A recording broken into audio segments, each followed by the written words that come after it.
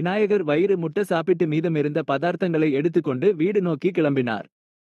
மெதுவாக நடந்து சென்றபோது கீழே விழுந்து விட்டார். பலகாரங்கள் எல்லாம் திசைக்கு ஒன்றாக சிதறின. தான் விழுந்ததை யாராவது பார்த்தார்களா என்று சுற்றும் முற்றும் பார்த்தார். நள்ளிரவு என்பதால் ஒருவரும் விழித்திருக்கவில்லை. எனவே சிதறிய பதார்த்தங்களை எடுத்துக்கொண்டு நிமிர்ந்த விநாயகர் வானில் சந்திரன் இருப்பதை பார்த்தார். கேலியாக சிரித்துக் கொண்டிருந்தார் சந்திரன். இதை பார்த்த கணேசனுக்கு கடுமையாக கோபம் வந்துவிட்டது.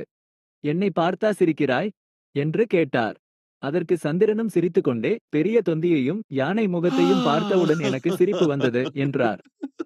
பிள்ளையாருக்கு கோபம் வந்துவிட்டது. அதே கோபத்தோடு நீ செய்த தவறுக்கு இனிமேல் வானில் தோன்றாமல் மறைந்து போவாய் என்று கடுமையான சாபம் கொடுத்தார். இதனால் வானமே இருண்டு போனது.